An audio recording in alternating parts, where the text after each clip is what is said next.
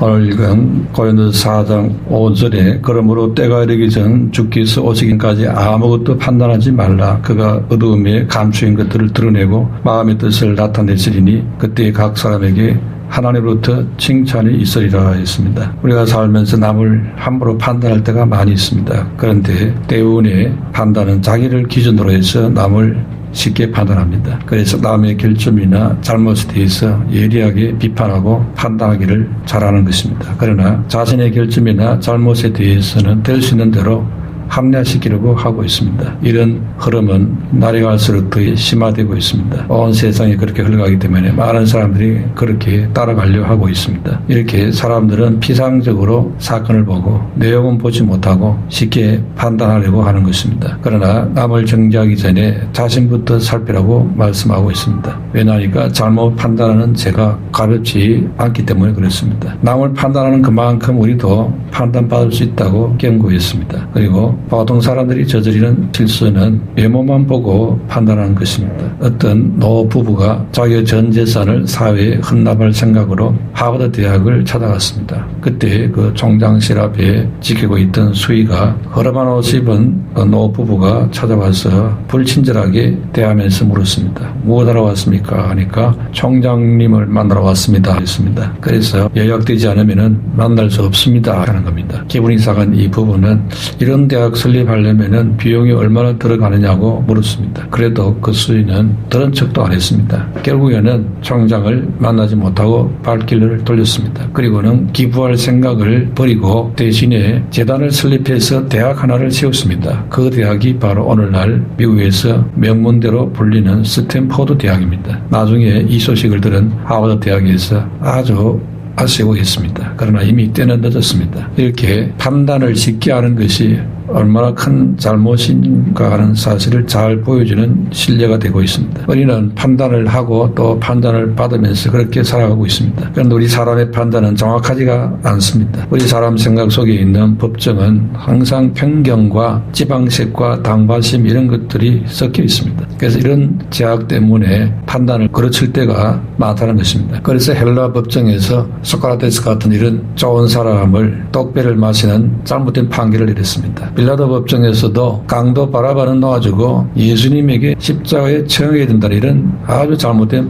판결을 내렸습니다. 그렇기 때문에 우리 사람의 판단에 매이지를 말아야 되는 것입니다. 사람의 판단에는 온갖 술수도 들어갈 수도 있습니다. 오늘날 인터넷, 뉴스, 미디어 이런 것들도 제 기능을 다하는 것 같아도 그렇지 못할 때가 참 많습니다. 투자자와 이해관계자의 영향력에 의해서 상당히 오염되어 있는 실태인 것입니다. 많은 사람들이 이런 사실을 모르기 때문에 잘못된 그런 정보를 받아들이고는 잘못된 편견에 빠지기도 하는 것입니다. 이렇게 해서 편견과 이해관계의 오염을 걸러내는 작업을 하지 않으면 여론이 뒤틀릴 수도 있고 많은 사람들이 피해를 입을 수도 있습니다. 서로 세상 사람들을 속이고 이익을 챙겼다 한다 하더라도 그 악행은 결국 없어지지 않습니다. 세상 사람들은 세상 지나가면 다 잊어버린다 이 생각할지 모르지만은 최후 심판 뒤에 하나님 앞에 모두 다 드러나게 되어 있는 것입니다. 그리고 주님 다시 오시면은 어둠에 감춘 것들이 다 드러난다 했고 사람의 마음의 뜻도 다 드러내게 될 것이라 했습니다. 그렇기 때문에 진정한 공의는 그때 이루어지게 되는 것입니다. 우리가 이 땅에 사는 동안에 공의가 무너지고 온갖 술수와 거짓이 난무하는 이런 현실을 볼 때에 통탄할 수밖에 없지만은 그러나 공의가 사라진 것은 아닌 것입니다. 반드시 공의는 세워지게 되어 있는 것입니다. 첫 번째로 바울은 자기 관점에서 판단하는 것을 명심하지 말라 했습니다. 나의 관점에서 본 판단이 바른 판단이라 할 수 없다는 것입니다. 오늘 본문 사람들이 나도 나를 판단하지 아니하노니 했습니다. 이것은 자기 인생에 대한 자기 판단을 보류하겠다는 뜻이 아닙니다. 판단이 필요하지만은 나의 관점에서만 나를 판단하는 것은 바람직하지 않다는 것이죠. 왜냐하니까 사람이 판단하는 이 자기 판단 기준만으로 오류에 빠질 가능성이 많기 때문에 그렇습니다. 어떤 오류에 빠집니까? 하나는 자학이라는 오류에 빠질 수 있습니다. 자학이라는 자학이라는 것은 과도하게 자기를 비판하는 일종입니다. 스스로에 대해서 엄격한 잣대를 들이대는 것이지요. 이게 장점이 될 수 있지만은 그러나 이게 지나치게 되면은 짜하게 빠지게 되어진 것입니다. 이렇게 되면은 자기 자신에게 많은 정신적인 문제가 오게 되지요. 먼저 자기 자신에 대해서 엄격하게 인생을 살아가는 사람은 일단 에너지를 상실할 수 있습니다. 그래서 활력이 사라지고 재기할 수 없는 지경에까지 떨어질 수도 있습니다. 왜냐하니까 자존감에 상처를 입기 때문에 스스로가 자꾸 자신감이 무너지는 것입니다. 이렇게 되면은 인생을 또다시 다른 도전을 하겠다는 이런 마음조차도 안 드는 겁니다. 힘들어집니다. 그렇기 때문에 자학이라는 것은 스스로의 인생에 절대 도움이 안 되는 것입니다. 또 하나는 극단적인 자기 판단을 하게 되면 반대로 교만에 빠질 수도 있습니다. 교만은 지나치게 과도하게 자기를 사랑한 결과입니다. 흔히 이런 교만한 판단에 오류에 빠지는 사람들은 거짓된 자기의 허상을 바라보고 살아가는 사람들이지요. 자기의 실제 모습이 아니고 허상의 이미지를 만들어 놓고 그게 자기라고 착각을 하고 있는 것입니다. 성경은 이런 사람을 가르쳐서 갈라디아 6장 3절에 아무것도 되지 못하고 된 줄로 생각하는 사람이라 이렇게 말했습니다. 일종의 자아도취에 빠진 사람이지요. 나르시스적인 인간의 요인이다 이렇게 말할 수 있습니다. 결국은 이런 착각에 빠져 살아가는 사람은 스스로 속고 살아가는 사람입니다. 그런데 이런 불효에게는 문제가 있습니다. 어떤 문제가 있습니까? 잘못된 자기 착각으로 인해서 자기 인생에 있어서 올바른 개성과 성숙이 불가능하다는 것입니다. 자기 약점에 대해서 정직하게 인정을 못하는 사람이 어떻게 갱신이 되겠습니까? 그렇기 때문에 스스로에 대해서 판단을 과도하게 지나치게 부풀려서 하는 이런 태도는 상과해야 될 자세인 것입니다. 그래서 바울도 4절에 내가 자책을 아무것도 깨닫지 못하나 이로 말미암아 어렵다함을 얻지 못하노라 다만 나를 판단하신 이는 주시니라 했습니다. 내 스스로 돌아볼 때 자책할 것이 없지만은 그렇다고 내가 어렵다는 건 아니다 했습니다. 바울은 자기의 주관적인 판단이 잘못될 수 있다. 그 가능성을 충분히 인식했습니다. 내 인생의 판단에 있어서 자기 자신의 관점으로만 나를 판단하는 것이 위험하다는 것입니다. 그렇기 때문에 우리는 예수님께서 자기를 어렵다고 믿고 있는 다른 사람을 멸시하는 사람들에 대해서 비유까지 말씀하실 정도로 이런 일이 많이 일어난다는 것입니다. 누가복음 18장 10절 보면은 그 사람이 기도하러 성전에 올라가니 하나는 바리새인이요 하나는 세리라. 바리새인은 서서 따로 기도하여 이르되 하나님이여 나는 다른 사람들 곧 토색 불이 간음을 하는 자들과 같이 아니하고 이 세리와도 같이 아니함을 감사하나이다. 나는 일일이 2번씩 금식하고 또 소득의 11조를 드리나이다 하고 세리는 멀리 있어서 감히 눈을 들어 하늘을 쳐다보지도 못하고 다만 가슴을 치며 이르되 하나님이여 불쌍히 여기소서 나는 죄인으로소이다 하였느니라. 내가 너에게로 노니 이에 저 바리새인이 아니고 이 사람이 어렵다 하심을 받고 그의 집으로 내려갔느니라. 무릇 자기를 높이는 자는 낮아지고 자기를 낮추는 자는 높아지리라 하시니라 했습니다. 이렇게 사람의 자기 자신에 대한 판단이 아주 잘못될 수 있다는 것을 예수님께서 지적하고 계시는 것입니다. 셋째 하늘까지 체험했던 바울은 스스로에 대해서 뭐라고 했습니까? 나는 죄인 중에 괴수라 했습니다. 이런 깨달음까지 이른다는 것은 쉽지가 않습니다. 시편 기자는 기도할 때에 시편 19편 12절에 자기 허물을 능히 깔아들 자 누구리요 나를 숨은 허물에서 벗어나게 하소서 했습니다. 자기 허물을 능히 깨달을 자가 많지 않다는 것이지요. 시편 139편 23절에는 하나님이여 나를 살피사 내 마음을 아시며 나를 시험하사 내 뜻을 아옵소서 내게 무슨 악한 행위가 있나 보시고 나를 영원한 길로 인도하소서 했습니다. 다윗은 자기 자신이 어떠한지 하나님 관점으로 제대로 볼 수 있는 그런 깨달음을 얻을 수 있게 해달라고 기도까지 했습니다. 이렇게 우리도 날마다 기도하기를 나의 눈을 열어서 하나님이 나를 보시는 것처럼 나의 잘못과 부족을 분명하게 보고 겸손해지고 회개하고 새로워지는 은혜를 주옵소서 이렇게 간구하게 되시기를 축원합니다. 두 번째로 타인의 관점으로 나를 판단하는 것도 바람차지 않습니다. 바울은 사람들로부터 정당한 평가를 받지 못할 때가 많았습니다. 바울은 대단히 위대한 인물이었지요.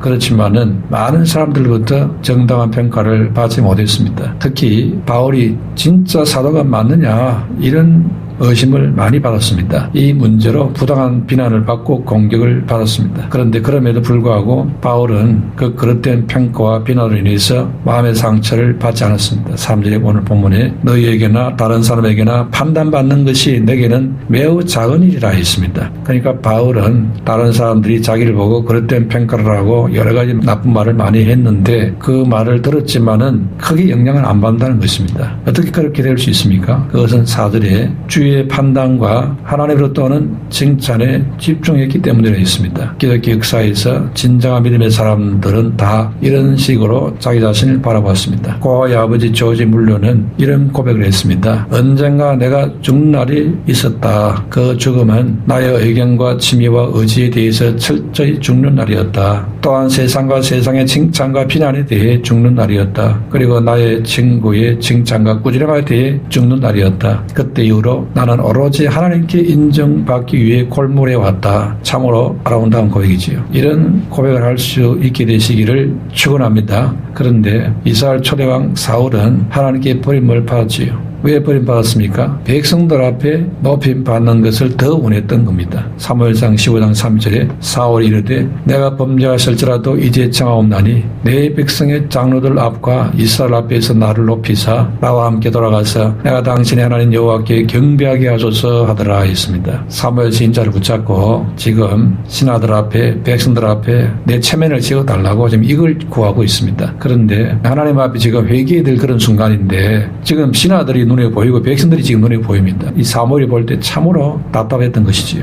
사울이 어리석은 그런 모습입니다. 사람이 칭찬한다고 해서 뭐 높아지는 것도 아닌데 하나님께서 지금 건성스럽게 보시는 그거는 전혀 지금 의식도 없고 사람들 앞에 지금 내가 내 꼴이 뭐가 되느냐 아니 이건 아주 대단히 민감했습니다. 이러니 이 사울왕이 실패한 왕이 될 수밖에 없었던 것이지요. 사람이 나를 지금 비난한다? 그렇다고 해서 내가 낮아집니까? 사람이 나를 칭찬한다고 지금 높아지는 겁니까? 그렇지 않지요. 다 그것은 일시적인 것이고 헛된 것입니다. 오직 가치 있는 판단은 하나님의 판단, 하나님의 칭찬뿐인 것입니다. 왜냐하니까 오직 하나님만이 우리를 제대로 판단할 수 있는 능력을 갖추신 분이기 때문에 그렇습니다. 그래서 바울은 사람의 칭찬이나 사람의 인정을 받기 위해서 나는 사는 게 아니다 했습니다. 오직 하나님의 칭찬과 하나님의 인정을 내가 받기 원한다. 이런 자세로 살았습니다. 이렇게 사람 앞에서가 아니고 순간순간 하나님 앞에서 살겠다. 이런 자세로 살았던 것이지요. 사람의 판단은 바울에게 아무런 의미가 없다는 것입니다. 그래서 사람의 판단에 대해서 사람의 평가에 대해서 완전히 자유할 수 있었던 것입니다. 그래서 바울은 주 안에서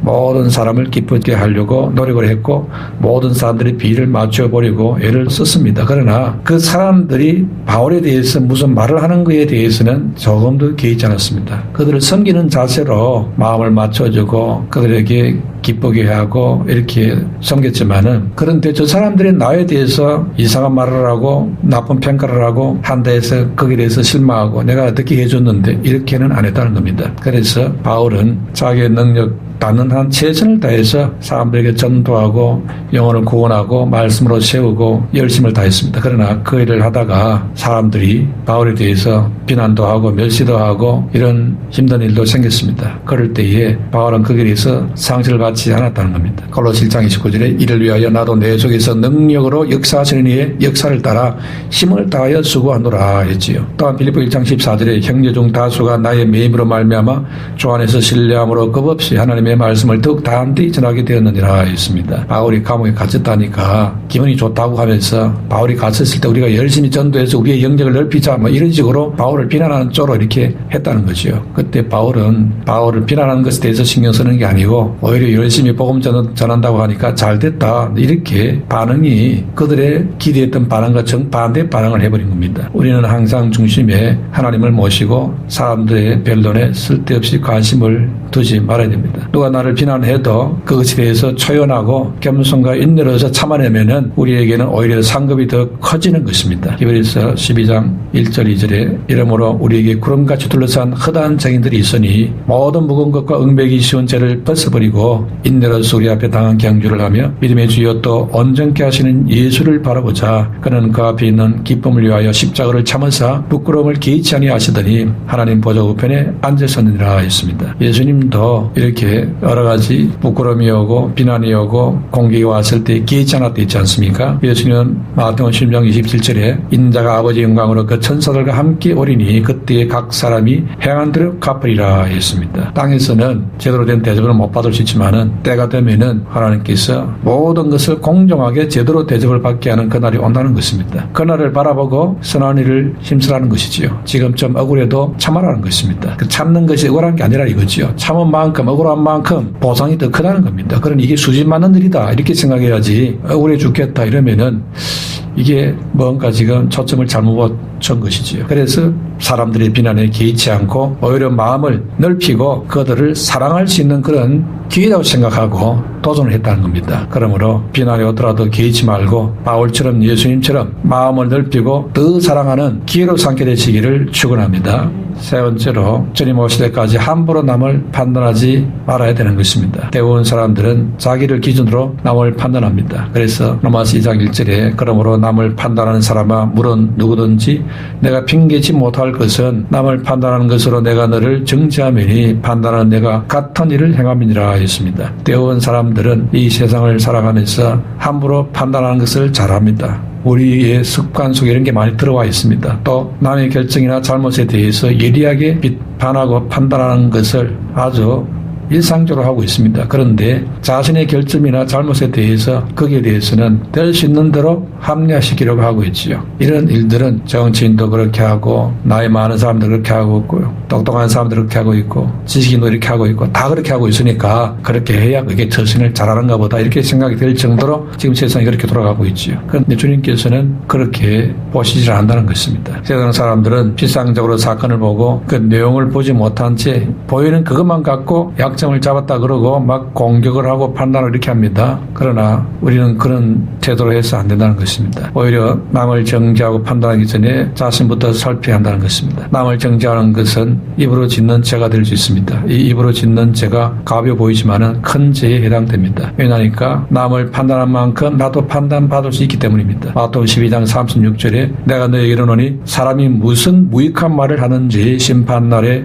이에 대하여 신문을 받으리니 내 말로 어렵담을 받고 내 말로 정죄함을 받으리라 했습니다. 그러니 이게 가벼운 게 아니지요. 야고보서 4장 11절 12절에 형제들아 서로 비방하지 말라. 형제를 비방하는 자나 형제를 판단하는 자는 곧 율법을 비방하고 율법을 판단하는 것이라. 내가 만일 율법을 판단하면 율법의 준행자가 아니요 재판관이로다. 입법자와 재판관은 오직 한 분이시니 능히 구원하기도 하시며 멸하기도 하시느니라. 너는 누구이기에 이웃을 판단하느냐 했습니다. 사람이 정당한 판단을 내린다는 것이 쉬운 일이 아닙니다. 왜냐하니까 그 판단은 그 사람 마음속에 이미 편협한 게 들어와 있기 때문에 그렇지요. 그래서 로마서 14장 1절에 믿음이 연약한 자를 너희가 받되 그의 의심하는 바를 비판하지 말라 했습니다. 그러므로 모든 것을 우리가 일시적인 것으로 판단하려고 하지 말아야 한다는 것입니다. 왜냐하니까 고린도서 4장 18절에 우리가 주목하는 것은 보이는 것이 아니요 보이지 않는 것이니 보이는 것은 잠깐이요 보이지 않는 것은 영원함이라 했지요. 그래서 우리가 뭘 본다는 것은 중요합니다. 왜냐하니까 보지 않고 생각하고 말하고 행동하다 보면 잘못하기 쉽기 때문에 그렇지요. 근데 뭘 보았다고 해서 다 제대로 본 건 아닙니다. 그렇기 때문에 실제로 내가 제대로 본 것인지 제대로 못 본 것인지 이걸 살펴야 한다는 것이죠. 실제로 무엇인지 도무지 모르면서 보았다는 그 하나만 갖고 이제 막 다 본 것처럼 그렇게 아주 큰 잘못으로 막 달려갈 수 있습니다. 또 이 세상 모든 것이 보이는 것은 아닙니다. 믿음은 보이지 않는 것을 보는 것보다 더 중요하게 이런 것이지요. 보이지 않는 하나님을 눈으로 보듯이 그 하나님이 계셔서 지금 말씀하고 계신다. 이 사실을 인정하는 것이 바로 믿음입니다. 그래서 사람을 볼 때도 마찬가지입니다. 눈에 보이는 것만으로 판단하게 되면 잘못되기 쉽습니다. 그 사람의 본 모습은 오히려 눈에 보이지 않는 것에 있을 수도 있습니다. 하나님도 사람을 겉모습으로 판단하지 않지요. 우리도 사람을 대할 때에 겉모습을 따라 대하지 말아야 한다는 것을 주님께서는 말씀하신 것입니다. 그래서 우리가 겉모습으로 볼 때 허술해 보여도 정말 좋은 사람이 있을 수 있다고 인정해야 됩니다. 겉보기는 대단해 보여도 사실은 그렇지 않는 사람이 있을 수 있다. 이걸 겸손하게 인정해야 됩니다. 그럴 때 우리의 중심이 하나님 앞에 바로 설 수 있습니다. 중심을 보신 하나님을 따라서 내가 살아야지 함부로 판단하지 말고 남을 존중하는 자세로 살아야 되겠다. 이런 중심으로 살아서 하나님께 칭찬을 받는 삶이 되시기를 축원합니다.